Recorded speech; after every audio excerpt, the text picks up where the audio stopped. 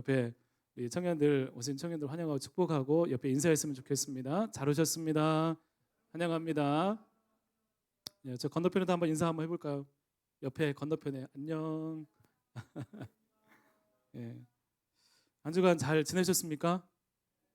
예, 오늘 예배 시간에 찬양하면서 기도하면서 예, 뜨겁게 찬양하는 우리 청년들 가운데 정말 하나님의 은혜가 깊이 새겨지는 은혜의 시간 되기를 간절히 소망합니다. 이번 주에 선생님이 지나치듯 제가 이렇게 보다가 기사 하나가 딱 눈에 들어왔어요. 기사를 딱 보는데 기사가 뭐냐면 로또에 당첨한 사람들이었습니다. 이제 그 사람들 그다음에 살짝 나온 단어가 흥청망청 이런 단어였어요. 그러면 로또에 당첨된 사람들을 조사했습니다. 그의 삶이 어떠할까? 그들을 찾아가서 설문도 하고 조사를 했어요. 여러분 그들은 과연 행복할까? 그럼 어땠을 것 같습니까? 어땠을 것 같아요? 아 그래요. 10%는 행복하고 90%만 그렇게 생각하는 이유가 있어요? 그 소리가 짧은 것 같아요. 예, 흥청망청 이렇게 딱 돼 있길래 뭐야 하고 딱 들어가 봤어요. 그랬더니 어떤 기사였냐면 조사를 해보니까 흥청망청 과소비하지 않고 이렇게 어, 잘 관리하면서 잘 살고 있더라. 삶의 만족감도 높아지고 또 경제적인 질도 높아져서 이전의 삶보다 훨씬 낫더라. 예, 삶의 높아 그렇게 설문조사를 이렇게 한 기사를 봤어요. 어, 예전에 여러분이 로또에 대해서 들어본 거하고 다르죠? 로또 하면 망하고 로또 하면 다 패가망신하고 계속 로또를 벗어나지 못하고 할 것 같은데 그 중에 많은 사람을 조사했더니 이전과 다른 삶을 살고 있다. 과소비하지 않고 겸손하게 계속 그렇게 살고 있다라는 설문조가 나왔습니다. 이런 로또 같은 거 하면 안 될 것 같고 최선을 다해서 사는 것이 좋은 것이라고 생각을 했는데 어느 날 누군가가 한 방울 노리고 로또에 당첨이 되고 주식이 대박이 나서 이런 소식이 들려와요. 여러분 지름길로 행복할 것 같은 삶으로 나간다면 열심히 사는 사람들은 어떤 마음이 들겠습니까? 상대적으로 박탈감 들겠죠. 그것도 내 옆집의 사람이 그랬다면, 내가 절친이 그랬다면 마음은 어때요? 더 아파요? 예, 더 아플 수도 있겠죠. 예. 그러면서 꿈이나 비전, 세상의 좋은 가치들 모든 것이 보니까 다 돈으로 결론 지어지는 거 아닙니까? 열심히 하고 꿈을 위해 달려왔는데 결국에는 돈이네 라고 하는 생각들이 생각 가운데 자리하게 됩니다. 그래서 지금 많은 사람들이 돈을 위해서 돈을 목적으로 삼고 나중에 뭘 하든 그게 돈이 돼? 그렇게 해서 그게 그래서 얼마야? 라고 하는 그 질문이 당연한 시대를 우리는 살고 있습니다. 그럼 세상에 돈 버는 방법이 많이 바뀌었습니다. 그리고 누구나 쉽게 엄청난 돈을 어떤 사람은 벌어들입니다. 열심히 막 힘을 다해서 애를 쓰지 않아도 쉽게 쓱 하면 벌어들이는 사람들이 많이 있습니다. 여러분 그런 것을 보면 난 뭐 하고 있지? 가만히 있으면 안 될 것 같은데 가만히 있으면 바보라는 생각이 들고 그 대열에 동참하고자 하는 어떤 마음들이 있어서 한 발 딱 내딛기도 하고 알아보기도 하고 그런 삶을 살아갑니다. 돈을 빨리 벌어야 된다. 그런데 정말 여러분의 인생 가운데 정말 완전히 붙잡아야 되고 정말 찾아야 되고 구해야 되고 우리가 놓치지 않아야 되는 것이 있다면 여러분 돈이 아니라는 것을 여러분 기억했으면 좋겠습니다. 이것은 여러분들에게 어떻게 들릴지 모르겠어요. 또 그 말이야. 다 아는 얘기. 정말 그래요. 여러분 돈이 다가 아니고 여러분이 정말 하나님이 돈보다 더 우선하고 하나님을 믿는 믿음이 여러분 간에 가장 찾아야 될 것이라는 것을 여러분 기억하시기를 간절히 바랍니다. 오늘 말씀에서 이것을 발견한 시인의 고백이 나옵니다. 오늘 말씀에서 세상은 불공평하고 이해할 수 없는 일이 참 많은데 오늘 우리가 읽었던 시편 73편 말씀에는 이런 고민을 했던 시인이 나중에 자신의 생각을 뒤집고 하고 깨달은 그 고백들이 나오고 있습니다. 고민을 하다가 결국 자신이 최선을 다해 붙잡아야 되는 것이 무엇인가 마지막에 고백하고 있습니다. 먼저 이 시를 지은 사람은 아삽이라는 시인입니다. 아삽이라는 사람인데 다윗과 솔로몬 시대에 성전에서 찬양대 이런 것을 지휘하는 찬양대를 대표하는 우두머리 리더였습니다. 영적으로 굉장히 깊이 있는 사람이었습니다. 이 시인은 신앙생활을 굉장히 잘했습니다. 신앙생활을 잘했던 것 같아요. 시편도 지금 11편이나 시편에 들어와 있습니다. 그런데 오늘 이 시인이 고백하는 1절 말씀을 같이 한번 읽어보겠습니다. 이 시인은 자신이 알고 있는 하나님에 대해서 이렇게 고백합니다. 1절 같이 읽겠습니다. 시작. 하나님이 참으로 이스라엘 중 마음이 정결한 자에게 선을 행하시나. 지금까지 시인은 하나님에 대해서 이렇게 알고 믿어왔어요. 하나님은 마음이 정결한 자에게 선을 행하시는 분이다. 하나님을 사랑하는 사람에게 복을 주시는 분이다. 하나님을 찾는 자들에게 하나님은 책임지시는 분이다. 정말 시인은 하나님은 마음이 그렇게 말씀대로 살아가는 사람에게 항상 선을 행하시는 분임을 믿어 의심치 않습니다. 여러분, 하나님은 어떤 분인가? 여러분 생각해 보십시오. 하나님 어떤 분이에요? 선하신 분. 어떤 분이에요? 전능하신 분. 또 모르시는군요. 하나님 또 어떤 분이에요? 사랑과 공의의 하나님. 또 이쪽에서 하나 나와야 될 것 같은데. 넘어가겠습니다. 사랑과 공의 하나님, 하나님 좋으신 분, 하나님 복 주시는 분, 인자하신 분, 찬양받기 합당하신 분. 여러분 마음속에 하나님은 어떤 분일까 한번 생각해 보십시오. 하나님을 어떻게 믿고 있고 하나님이 좋은 분이시기에 믿을 만하고 신뢰한 분이시기에 우리가 예배 가운데 나와서 예배하고 모여서 기도도 하고 하나님을 찾는데, 시인도 그렇게 하나님을 믿고 찬양했습니다. 하나님은 그런 분이지. 누가 물어보면 하나님은 그런 분이지. 복을 주신 분이지. 그렇게 얘기를 했어요. 그런데 이렇게 신앙생활 잘하고 있었는데 어느 날 마음에 큰 시험이 찾아옵니다. 신앙생활 잘하다가 문득 현실을 보니까 이해가지 않는 일들이 눈앞에 보이기 시작한 거예요. 교회 생활 열심히 했는데 밖에 가서 딱 보니까 이거 뭔가 이상한데? 이런 현상이 찾아온 거예요. 여러분, 그동안 하나님을 신실하게 믿었던 시인은 이제 그것 때문에 믿음에서 완전히 넘어질 뻔하고 하나님에게서 미끄러질 뻔하였다라고 고백하고 있습니다. 오늘 시인의 믿음을 흔들었던 것은 바로 악인과 오만한 자의 형통함 때문이었습니다. 이게 이해가 가지 않는 거예요. 하나님은 마음이 정결한 자에게 선을 행하시는 분인데 현실은 그것과 상관이 없이 흘러가요. 마음이 정결한 자에게 선을 행하시는데 선한 것이 악한 사람에게도 동일하게 나타나고, 잘 되는 것이 저 사람이 일어나지 않을 것 같은데 그런 일이 일어나고, 하나님과 상관없이 세상이 돌아가는 것 같은 생각이, 그걸 보면서 고민에 빠지게 됩니다. 이해할 수 없고 해결하지 못하는 질문들. 실제로 이런 고민으로 신앙을 버린 사람들이 참 많이 있습니다. 아프리카에 죽어가는 기아에 걸린 먹지 못해서 죽어가는 굶주림에 있는 아이들, 그걸 바라보면서 하나님이 계시다면 왜 이런 일이 생겨? 하나님 정말 계셔? 어떤 사람은 대재앙 앞에 사람들이 죽어가는 모습을 보면서 하나님이 계시다면 왜 이 사람들이 무고하게 이렇게 죽어가지? 하나님이 정말 계신가? 나 하나님 믿을 수가 없어. 또 어떤 사람은 옛날 유태인 학살 홀로코스트 현장에서 신은 없다, 하나님은 죽었다 라고 이야기를 하기도 했습니다. 여러분, 그 현장에서 하나님 과연 계실까? 우리 여러분들 가운데서 신앙생활 잘 하다가 교회 다니다가 어느 순간 믿음이 옅어지고 희미해지고 하나님에 대해서 확신이 서지 않는 경우가 있지 않습니까? 현실이 다른 거예요. 나는 믿는데, 믿음은 믿는데 현실이 다른 법칙이 적용해야 될 것 같은 상황들이 우리에게 펼쳐지고 있는 것입니다. 현실이 다른 얘기를 합니다. 잘 믿으려고 노력하는데 자꾸 예상과 다른 삶이 내 앞에 펼쳐집니다. 이유는 모르지만 지금 내 삶에 하나님이 일하고 계실까? 지금 나에게 하나님이 어떤 일을 하고 계시지 하는 생각들이 찾아옵니다. 여러분, 이 시인은, 오늘 아삽이라는 시인은 오늘 시편 말씀 가운데 자신이 관찰한 것들을 열거하기 시작합니다. 악인들의 삶이 어떤지. 근데 그들이 잘 되는 것밖에 안 보이는 거예요. 여러분, 읽어보시면 너무나 표현을 잘했어요. 그 얘기는 너무나 공감이 가고 맞는 이야기입니다. 하나님 없이도 잘 살더라. 심지어 너무나 잘 살더라. 오히려 그렇게 살아야 될 것 같은데 그렇게 해야 인생이 제대로 살고 풀릴 것 같아 라고 말하는 것 같아요. 그럼 사람들은 하나님을 인정하지도 않고 하나님 믿으면 손해라고 생각하는데 잘 됩니다. 이 시인이 관찰한 내용을 읽다 보면 입에 착착 달라붙어요. 그렇지, 그래, 왜 그래? 세상은 왜 이러지? 하나님 뭐 하시지? 이런 의문이 자연적으로 막 끌어올라요.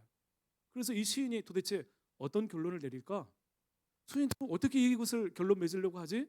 궁금증이 생깁니다. 오늘도 우리가 고민하고 있는, 생각하고 있는 질문 중에 하나가 이 시인의 고민이 아닐까 싶습니다. 인생을 저렇게 살아야 되지 않을까? 인생 한 방 터뜨려서 역전하고 즐기는 삶, 뭔가 안정된 삶을 살아야 되지 않을까? 여러분, 시인이 이렇게 관찰한 것만 가지고 시인이 미끄러질 뻔한 게 아니었어요.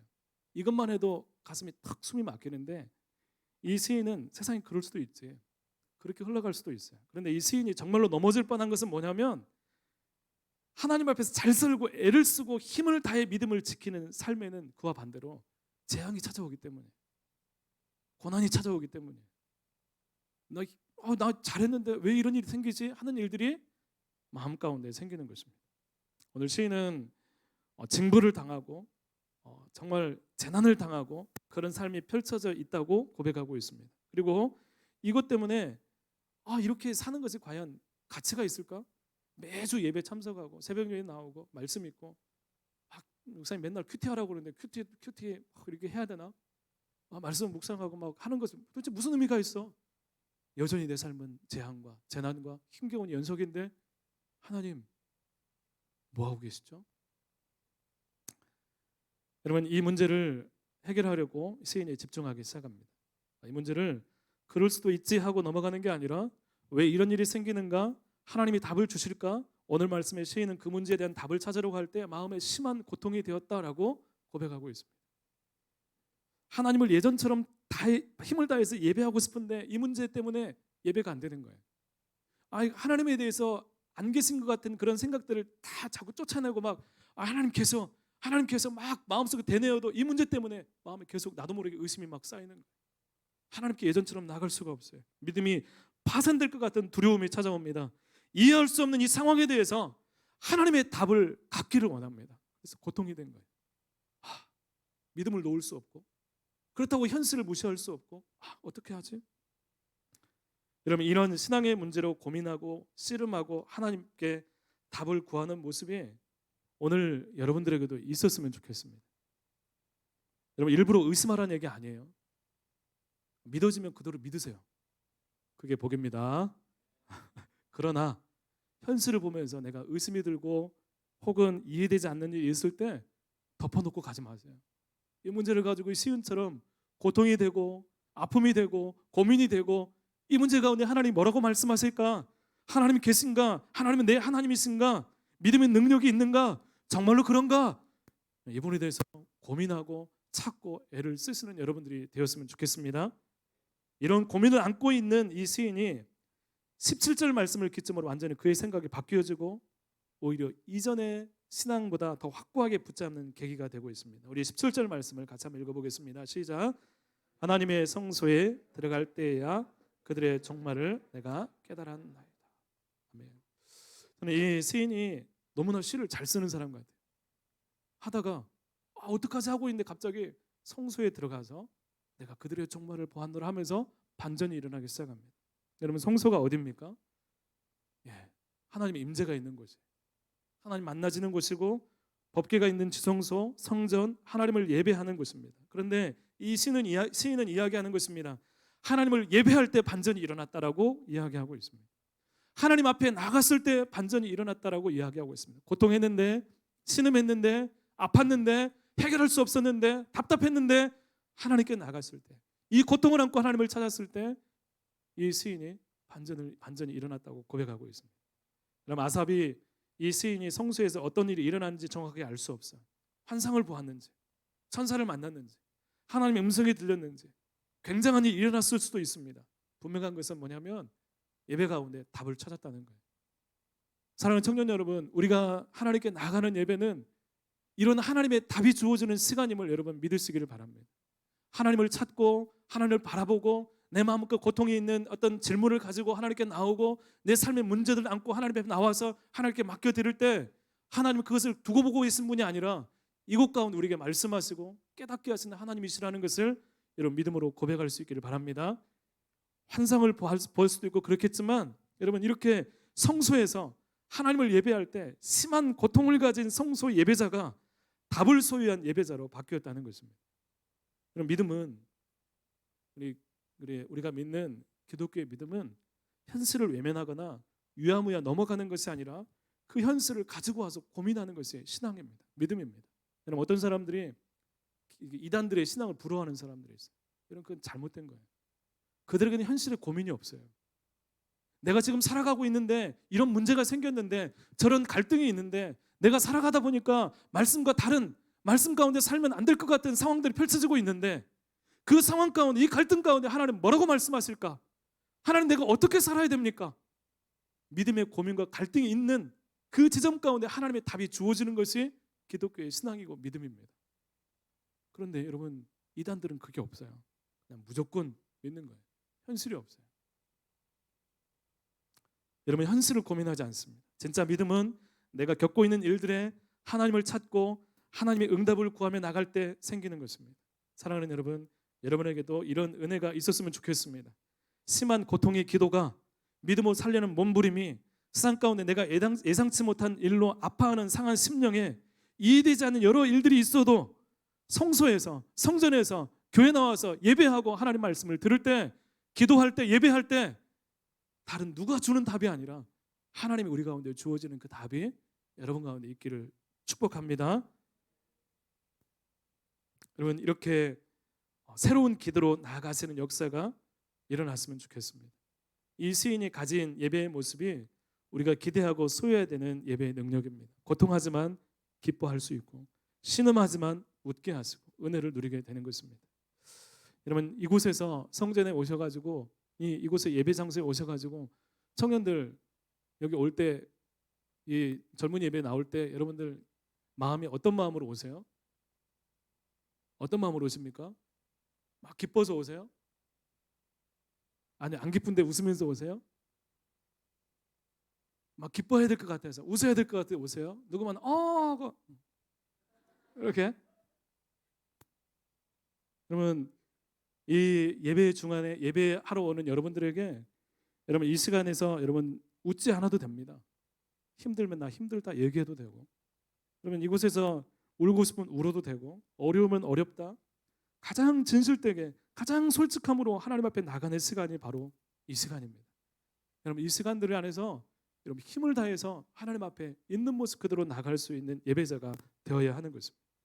여러분 성격이 어떻고 직장이 어떻고 예모가 어떻고 사람들이 그렇게 생각하든 말든 여러분이 하나님이 예배 가운데 만나지기 시작하면 그것이 여러분의 능력이 되고 힘이 되는 것입니다.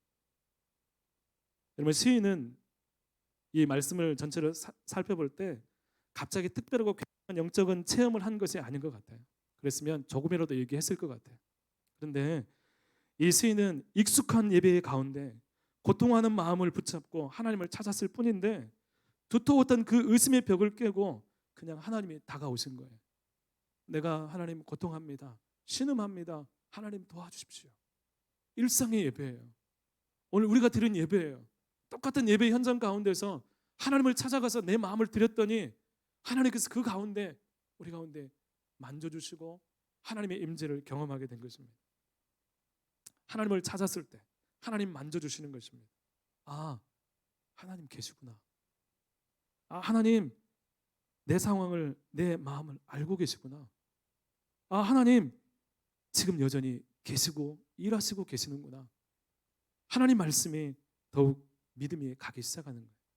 여러분 이 아삽이 만난 성소에서 만난 것은 특별한 영적 체험이 아니라 하나님께 나갈 때 하나님께서 우리 가운데 다가오심, 만지심, 하나님의 만남, 하나님께서 계시다는 믿음의 확신이 영적으로 하나님과 교제가 일어나면서 이 아삽이라는 이 시인 마음 가운데 다른 생각들이 펼쳐지기 시작하는 거예요. 여러분 이해되지 않는 그 문제들이 해결되기 시작합니다. 하나님이 계신 것, 하나님이 나와 가까이 계시다는 것, 그것이 얼마나 중요한지 깨닫게 됩니다. 여러분 하나님이 오늘 여러분 가운데 이 시간 만나지고 정말 하나님을 삼으며 나갈 때 지금 오늘 아니더라도 계속해서 예배 가운데 하나님을 삼으며 나갈 때 여러분이 마음 가운데 하나님이 다가오시면서 찾아오실 때 하나님이 임재하시고 하나님을 경험하게 되면 우리 마음 가운데 그동안 붙잡고 다니는 게 나도 모르는 사이에 놓아져 버립니다. 아, 하나님의 가장 귀하신 분이구나. 사도 바울이 왜 다른 것들을 배설물처럼 여겼을까요? 여러분, 계산을 하고 한 게 아니에요. 하나님을 만나고 예수 그리스도의 복음을 경험하고 예수를 만나고 그 은혜 가운데 거하게 될 때 다른 것들을 붙잡을 수 있는 힘이 없는 거예요. 왜냐하면 하나님이 더 귀하기 때문이에요. 하나님이 더 소중하기 때문입니다.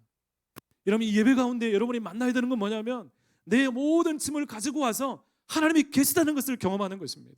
하나님이 일하신다는 경험하는 것입니다. 하나님이 나와 함께 하시는 것을 경험하는 것입니다.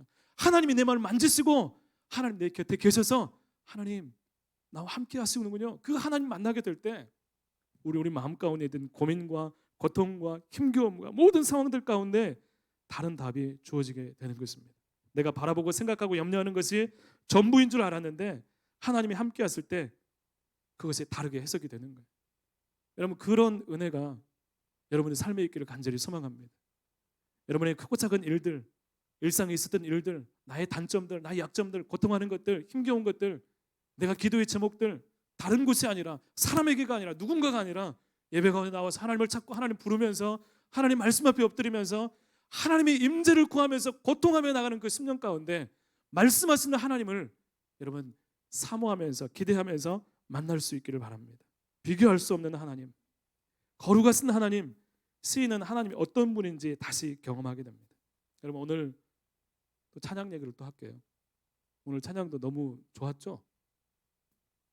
오늘 찬양 가운데 기억하고 왔었어요. 오늘 찬양 가운데 들었던 그 찬양들도 마찬가지예요. 우리가 고백했던 그 찬양 가운데 하나님 동일하신 하나님, 전능하신 하나님, 여러분 다 알고 있잖아요. 하나님 어떤 분이 다 알고 있죠. 그런데 그 하나님이 진짜 그런 분으로 경험되는 것은 다른 거예요. 오늘 예배 가운데 하나님 만나면서 하나님 말씀으로 기록된 그 말씀이 그냥 지식이 아니라 하나님 내가 경험해 보니까 하나님 그런 분이야 라고 이야기할 수 있는 믿음의 고백이 있을 때 여러분 같이 고백할 수 있을 거예요. 하나님을 가까이 하는 것이 가장 큰 복이구나. 하나님을 가까이 할 수 없는 저 악인들의 삶이야말로 가장 저주스러운 삶이구나. 하나님과 자꾸 멀어지는 삶, 무엇 때문에 하나님과 자꾸 간격이 생기는 삶, 그 삶이야말로 가장 불행한 삶이라는 것을 경험하게 되는 것입니다. 여러분, 하나님이 함께 하신다고 확신하는 사람, 그게 가장 큰 복인 것을 확신하면서 청년 여러분들의 삶 가운데 하나님 말씀이 지식으로 그냥 누군가 했던 얘기가 아니라 여러분의 삶으로, 믿음으로, 예배 가운데 하나님 만남으로 고백되어지고 경험하는 여러분 믿음이 될 수 있기를 간절히 축복합니다. 함께 우리 같이 찬양하면서 같이 기도했으면 좋겠습니다.